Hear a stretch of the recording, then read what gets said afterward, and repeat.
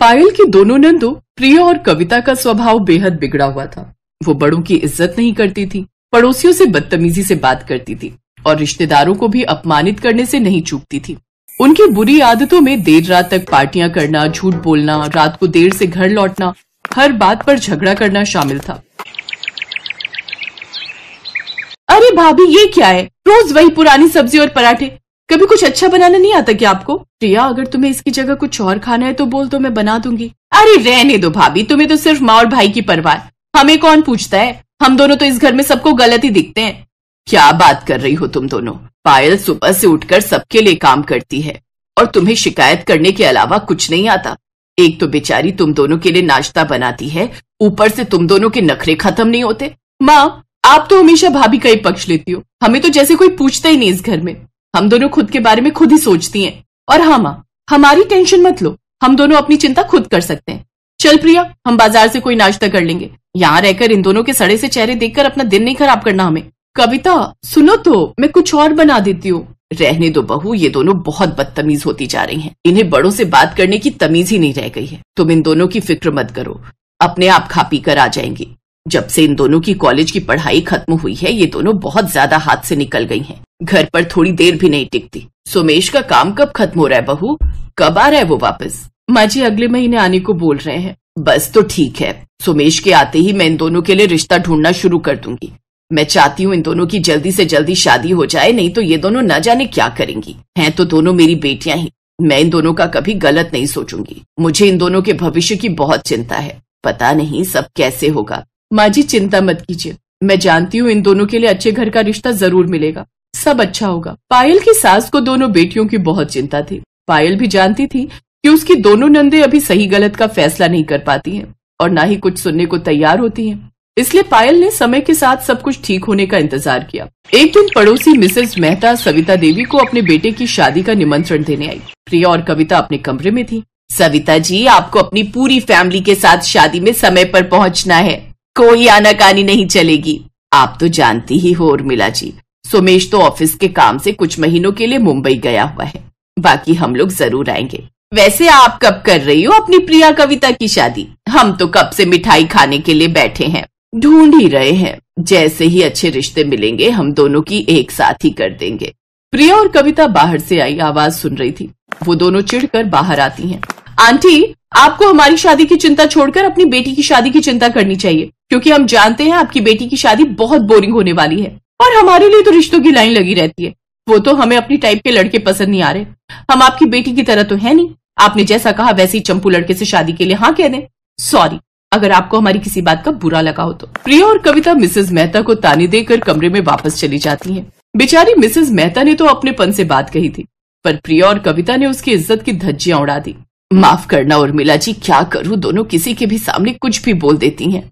वैसे बस आपको अपनेपन से एक सलाह देना चाहती हूँ, अपनी दोनों बेटियों को समय रहते संभाल लीजिए। कहीं ऐसा ना हो ये दोनों घमंड में आकर कुछ ऐसा गलत कर दे जिस पर इन दोनों को बाद में पछतावा हो। अच्छा, मैं चलती हूँ, नमस्ते। मिसेस मेहता चली जाती हैं। उस दिन सविता देवी का बहुत अपमान हुआ था।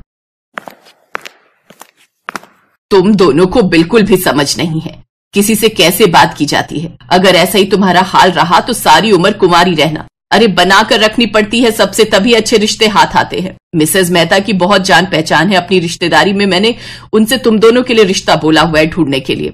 कोई जरूरत नहीं है माँ हमारे लिए रिश्ता ढूंढने की, हम अपने लिए रिश्ता खुद ढूंढेंगे। हम अमीर खानदान ढूंढेंगे जहां पर हमें हर तरह के ऐशो आराम मिल सके। प्रिया तो बता रही थी ना, रजनी ने एक रिश्ते कराने वाली बताई है जो बहुत बड़े घरों में रिश्ता बताती है। एक नई कंपनी खुली है रिश्ता करवाने की। हाँ, इस बारे में रजनी से ही बात करते हैं। चल हम दोनों उसके घर चलते हैं। पर ऐसे किसी नई कंपनी पर विश्वास करना क्या ठीक रहेगा? पहले एक बार जांच पड़ताल जरूर कर लेना। प्रिया और कविता ने पायल की बात पर ध्यान नहीं दिया और अपनी सहेली रजनी के घर चली गई।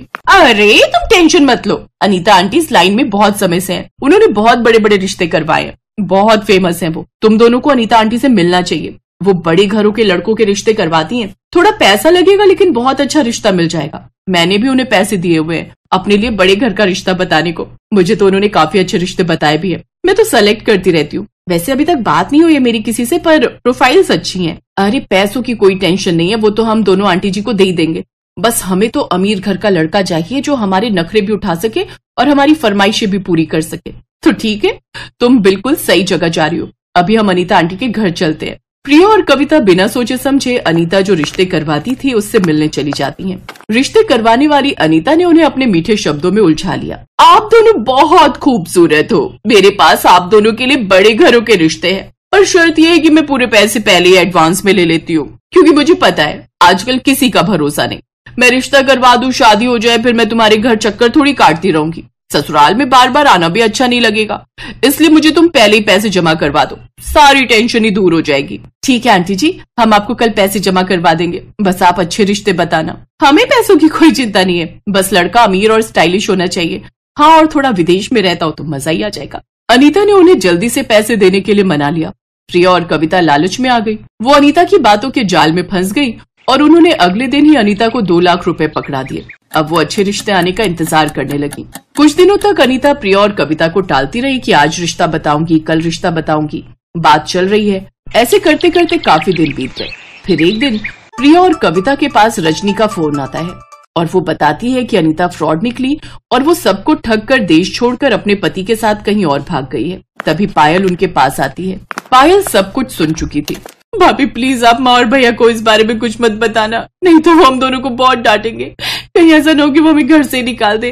सॉरी भाभी, हमें नहीं पता था कि अनीता फ्रॉड निकलेगी, हम तो उसकी बातों में आ गए और हमने उसे पैसे दे दिए। मैं इस बारे में किसी से कुछ नहीं कहूंगी, पर तुम दोनों को भी मुझसे एक वादा करना होगा कि तुम दोनों अब सुधर जाओगे और कभी भी ऐसी हरकत नहीं करोगे और माँ जी का कहना मानोगी। पायल समझ जाती है कि प्रिया और कविता को अपनी गलती का एहसास है। प्रिया और कविता अपना नेचर चेंज करती हैं। अपनी बेटियों में आए चेंज को देखकर सविता बहुत खुश होती है। कुछ दिनों बाद सोमेश भी वापस आ जाता है और प्रिया और कविता के लिए बहुत अच्छे घरों के रिश्ते मिल जाते हैं। और कुछ समय बाद पायल की दोनों नंदों की शादी हो जाती है। प्रिया और कविता अपनी भाभी पायल को थैंक यू बोलती हैं, क्योंकि उनकी लाइफ में जो खुशियां आई थी और उनमें जो चेंज आए थे वो सब पायल की वजह से ही थे।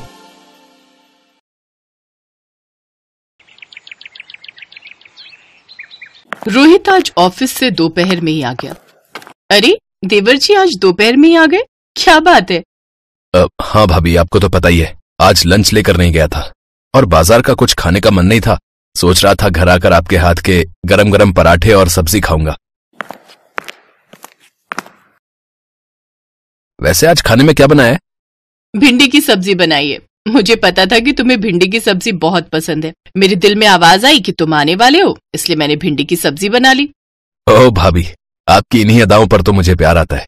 मेरा तो जी कर रहा है कि भिंडी की जगह आपको रोटी के साथ लपेट कर खा जाऊं। मैं तुम्हारी भाभी हूँ, बीवी नहीं जो मुझे लपेट कर खाओगे। हाथ तो लगा कर दिखाओ। अच्छा जी, अभी बताता हूँ।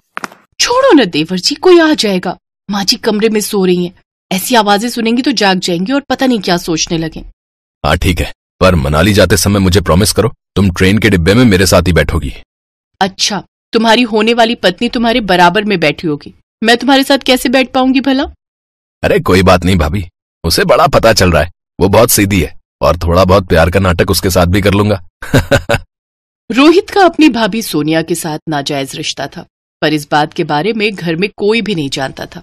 दोनों चोरी छुपे क्या बुरा कर्म कर रहे हैं, इस बात की किसी को भी कानो कान खबर नहीं थी। रोहित की सगाई हो चुकी थी।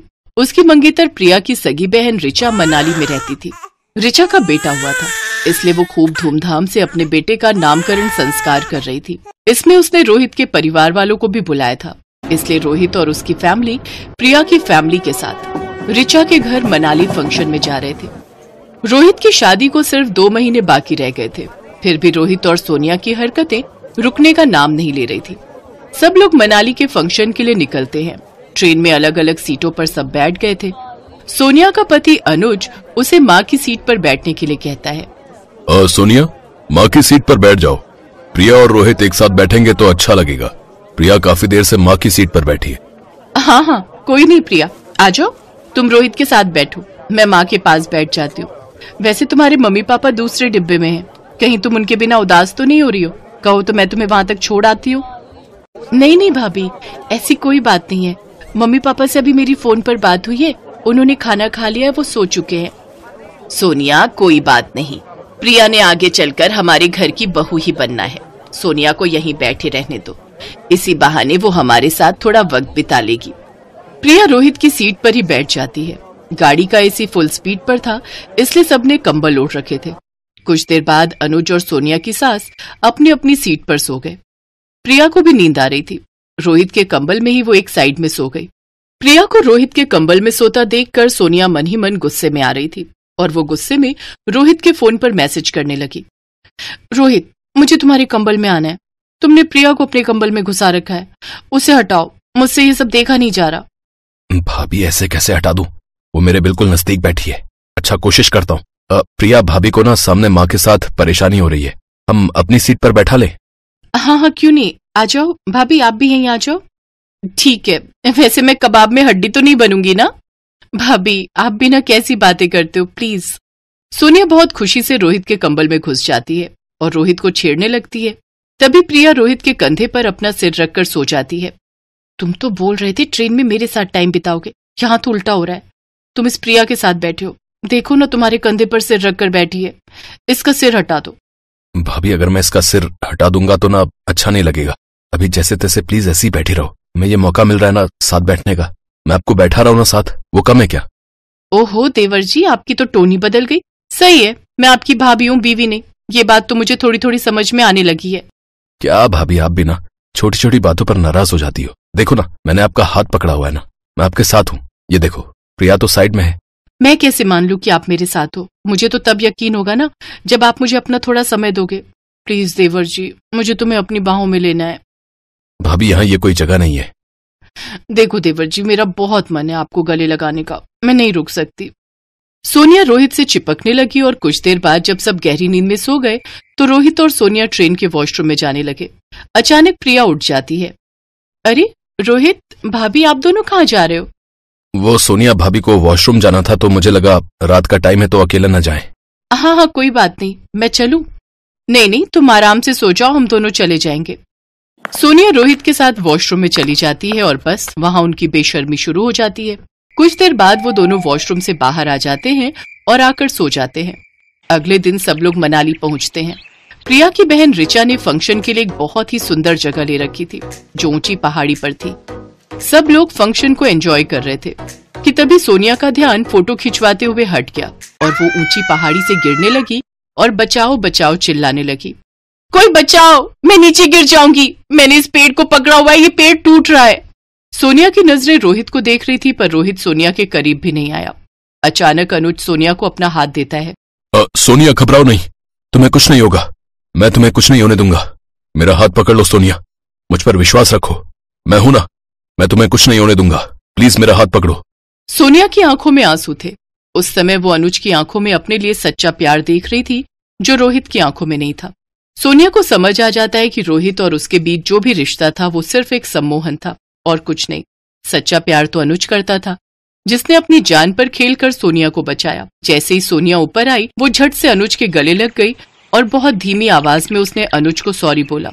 सॉरी अनुज, मुझे माफ कर दो, मैं तुम्हारे प्यार को कभी नहीं समझ सकी। तुम मुझे कितना प्यार करते हो ये मुझे आज पता चला। अरे क्या हुआ सोनिया, तुम ठीक हो? घबराओ नहीं, और मुझे सॉरी क्यों बोल रही हो? मैं जानता हूँ तुम मुझे बहुत प्यार करती हो, मेरे से भी ज्यादा। कोई नहीं समझ पाता कि सोनिया उस समय क्या कहना चाहती थी और उस दिन सोनिया और रोहित के नाजायज रिश्ते का सोनिया खुद अंत कर देती है और अपने आप को बदल देती है। वक्त रहते सब कुछ ठीक हो जाता है।